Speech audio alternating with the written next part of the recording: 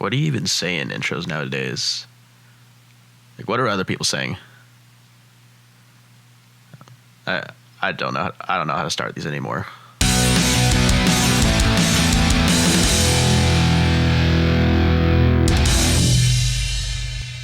Hello, everybody. I'm your host, Michael Wong, and welcome to another episode of This Week in Shenanigans. And first of all, happy September, everybody. You know, it's been a really long and hot summer, but the weather's going to start cooling down. Everyone's going back to school, and pretty soon we're going to have pumpkin-flavored everything. It's a wonderful time of year, and I look forward to continue bringing you this podcast every week. Now, a lot of stuff's been going down this week in Washington, Philadelphia, Brazil even, and I'm going to get into all of that. So without further ado, let's get started. To start this episode off, as always, let's get into our news of the week. So I think this is pretty shenanigan-worthy. President Donald Trump has signed an executive order renaming the Department of Defense to the Department of War. Yeah, I know, it's kind of weird. This isn't a new name. This department was known as the Department of War between the years 1789 and 1947, after which it was renamed to the Department of Defense, and that name stuck until this past week. According to Secretary Pete Hegseth, who is now known as the Secretary of War, he says, quote, we are going to go on the offense, not just on defense, end quote. Now, it is important to note that this is not a full renaming. The title of Department of War is only a secondary title, and the name Department of Defense still applies in most official contexts. But it's still kind of mind-boggling. I don't really see like the purpose of this renaming other than just making our military seem like a bit more scarier and all that. Like, I'm not trying to sway your views either way on this. I know it's really delicate talking about politics on this show, but I'm just saying I don't really see the point. I don't know how this is supposed to help or hinder his goals, but no use wasting too much brain power on this. Next up, COVID. Did you know it still exists? No? Me neither. Well, apparently it does. So if you'll recall back to like late 2020, around there, the really big scary variant of COVID that we were all scared of was called Omicron. And what made it so special was that it was extremely contagious. And that was the main variant that took hold in the US from about, I think it was December of 2020, and it remained the dominant strain until COVID didn't really become a problem. So in the last couple of years, we haven't really thought much about COVID. Because it really hasn't been causing any problems. Sure, people would still get it here and there, but at this point, it's basically the same thing as a common cold. It's like, I have COVID. That's a bummer. But ultimately, it doesn't really derail your life too much. Anyways, this new COVID-19 variant that's hitting the streets here in America is called XFG, colloquially known as Stratus. It was first detected in Southeast Asia in January, but it accounted for about 0% of cases in the United States until May. But by late June, it was estimated to account for up to 14%, according to the CDC. Now, don't start panicking. According to the World Health Organization, the additional public health risk posed by this variant is quote-unquote low. It also advised that currently approved COVID-19 vaccines, like the booster shots that they keep telling us to get, are expected to remain effective against this variant. So, once again, don't worry, we should be chilling. Now, you might be wondering, what are the symptoms of this new variant? And the truth is, they're not really all that different from just regular old COVID, which I imagine that most of y'all listening have probably had to deal with at least once in your life. So fever, chills, cough, shortness of breath, sore throat, congestion, yada, yada, yada. All the same old. Now, I'm not trying to downplay the seriousness of this. Of course, this is still a disease that was a pandemic in fairly recent history, and you should be taking precautions to prevent it. But all I'm saying is it's really not that big of a deal at this point. COVID is considered what is called an endemic disease. In other words, a disease that's still going around a lot, but pretty much all of us have some degree of immunity to it, whether by way of vaccines or immunity from getting it before, or both for a lot of people. So, yeah, just be aware that this variant is going around, but don't panic because it's not going to set the world on fire like COVID did when it first started going around back in early 2020. Speaking of 2020, do y'all remember that? That was so crazy. It seems like forever ago, too. I was actually in 7th grade when the pandemic started. And if you don't mind, we're going to take a little detour. I'm going to tell you about, like, how I first found out that my school was closing. So let me take you back. March 13th, 2020. Now, I don't believe in superstition, but that was a Friday, by the way. It was Friday the 13th. Anyways, at the school I went to back then, every Friday was a minimum day, so we all left school at 11:30. So that day was a pretty normal day. I went to school. I left at 11:30. I went home, had lunch, and me and my family were watching some old episodes of the Pokemon anime.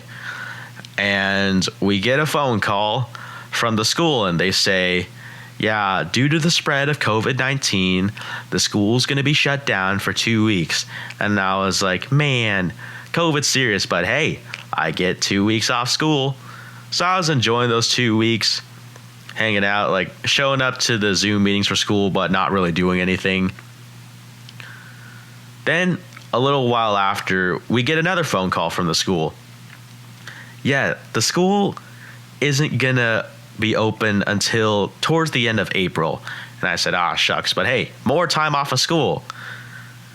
So again, more Zoom meetings, more not really doing anything. To be honest, I think during most of those classes, I was just looking at memes on the internet. It was funny.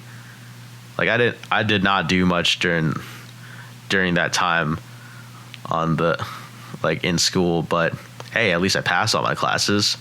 Fast forward to even later. And then we get another phone call from the school. They say, yeah, you're not coming back for the rest of the year. And that was where, at that point, I was like, man, I never thought I'd say this, but I kind of wish I could go back to school. Summer came and went, and I didn't do anything. And then school started, still online, and we didn't make it back to school until April 1st, 2021. And that was the day before spring break. So I got to have one day where I got to see everybody again, and then it was back to the Shadow Realm.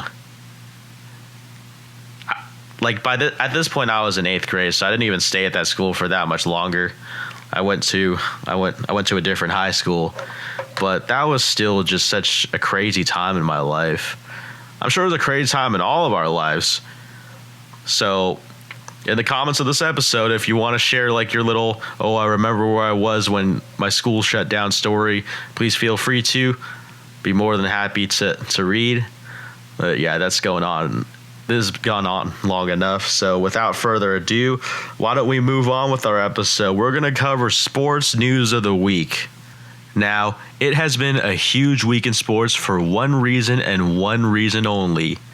The NFL season is finally here. It has been a long, hard off season, but we're back, baby. I'm recording this episode on Friday evening, so as of now, we have had not one, but 2 NFL games played so far. We had the kickoff game between the Philadelphia Eagles hosting the Dallas Cowboys on Thursday night, and tonight, Friday night, the Los Angeles Chargers and the Kansas City Chiefs traveled down to Sao Paulo, Brazil to start off the NFL International Series for this year. And oh boy, I have a lot to say about both of these games, so let's get right into it. So let's start with talking about the NFL kickoff game. So for those of you who aren't familiar with the NFL, a tradition that we have every year is for the reigning Super Bowl champions to play in the very first game of the entire season. And they always host one team that they're supposed to play during the year for this game. So this matchup that we had was the Philadelphia Eagles, who won Super Bowl 59 back in February, against the Dallas Cowboys. And this is a rivalry.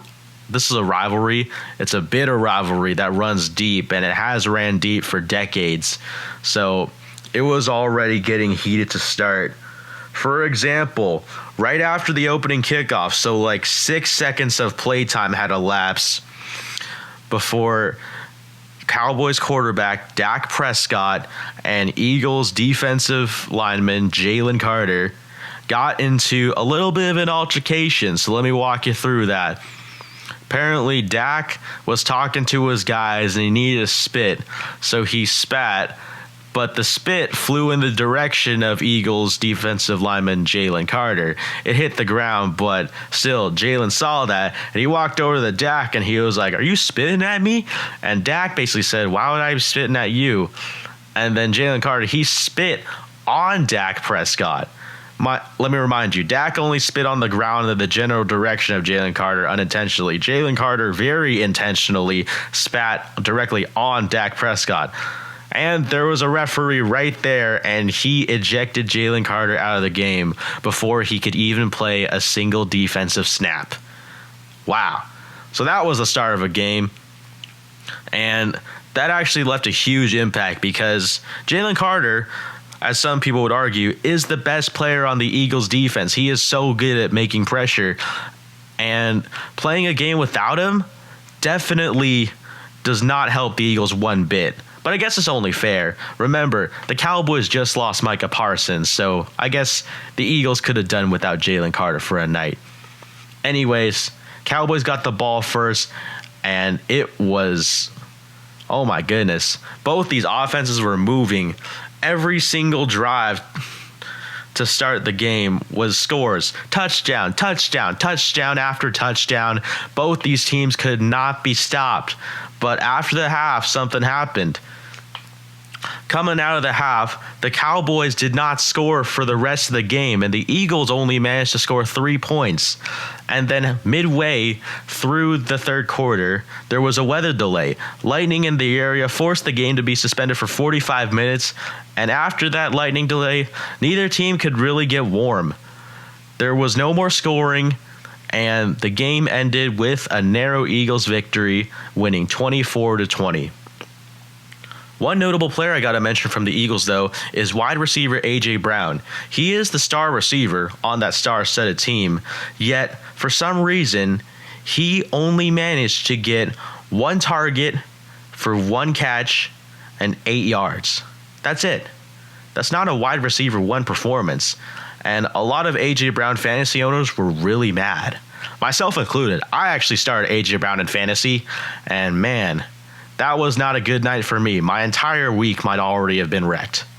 Next up, we're going to talk about the Chargers versus Chiefs matchup in Brazil. So again, for those of you who aren't really familiar with the NFL, one of the things the NFL likes to do is to hold games outside of the United States in order to tap into the markets abroad, because I don't know if you knew this, but there's a lot of people out there who really like American football. And now in order to cater to these people, the NFL is hosting a lot of games abroad. So this game was in Brazil.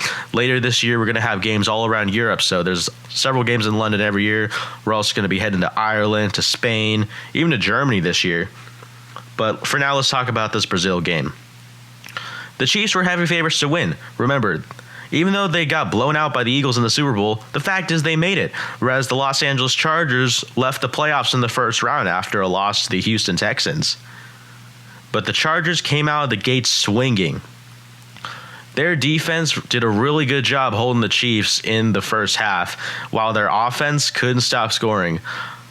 Justin Herbert had a great day with over 300 yards and 3 passing touchdowns. Another notable player from the Chargers was wide receiver Quentin Johnston. A lot of people didn't think he's that good because in the past he's dropped a lot of passes, and there was even a lot of footage going around of him doing it during like some recent practices. But nevertheless, he managed to pull in 2 touchdown passes. Now that's really good actually for him. Another standout player was Keenan Allen. Keenan Allen is an old pro.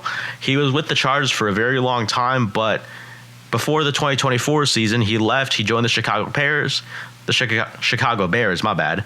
But he came back to the Chargers for this season, and it's almost like he never left. His connection with Justin Herbert, the quarterback, seems really great, and there is a lot of cause for optimism within the Chargers organization. The Chargers managed to defeat the Chiefs, and this is actually Chiefs quarterback Patrick Mahomes. This is only his second loss in Week 1 as a starter. The only other time was in 2023 against the Detroit Lions. So we witness history here, folks. The Chargers proved that they can contend with the big guys, and that Chargers-Chiefs rivalry is definitely something to watch, as they both have the ability to contend for their division this year. Lastly, let's move on to our wild card of the week. So, if you'll remember back, a couple weeks ago, I didn't do an episode for this show because I was recovering from my wisdom tooth surgery. But by last week, I felt reasonably well enough to give you guys another episode. So now, this week, I want to tell you some things I learned during my wisdom tooth surgery, so that in case that anyone listening hasn't had theirs yet, you can have some advice from good old me. So, here's what happened. By the way, a little disclaimer. Everyone recovers from surgery different ways. This is my advice that I formulated after my own experience. Your experience might be different, and if that's the case, then just take whatever I say with a grain of salt. But in the small chance that your recovery is fairly similar to mine, then I encourage you to heed my advice. So, I got all 4 teeth yanked out a couple weeks back. Doctor said, you should be almost back to your normal self in like 3 days. That was a lie. I was not back to my normal self. In fact, I was on a near full liquid diet for about a week. And you know what was the worst part about it? The day of the surgery, like 4 hours after, I got hungry. So the only thing I could really consume with a high caloric content was a protein shake. But I couldn't use straws, and my mouth couldn't open wide enough for a cup. So I had to consume this protein shake out of a bowl with a spoon. You know how sad that is? Eventually I managed to graduate to cups. One thing that doctors will often tell you is that you should be all good to eat things like mac and cheese on the second day.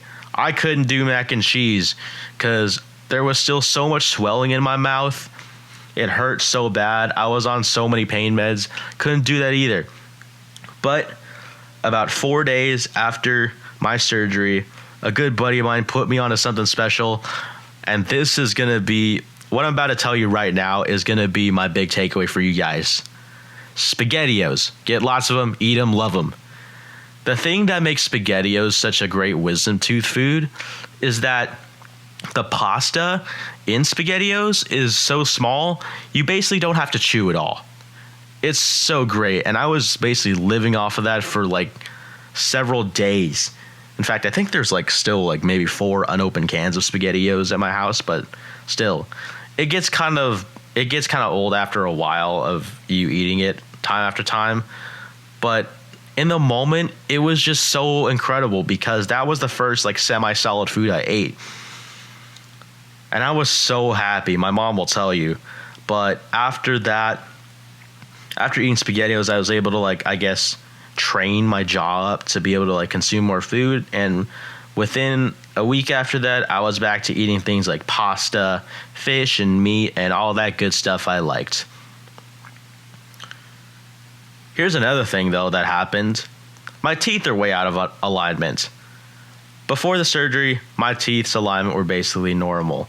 I'd already done Invisalign for a couple years, which fixed my alignment and my overbite, but after I recovered, my overbite was suddenly really bad. My teeth were way out of whack. And apparently the reason why that is because when you get teeth yanked out of your jaw tends to shift around a lot.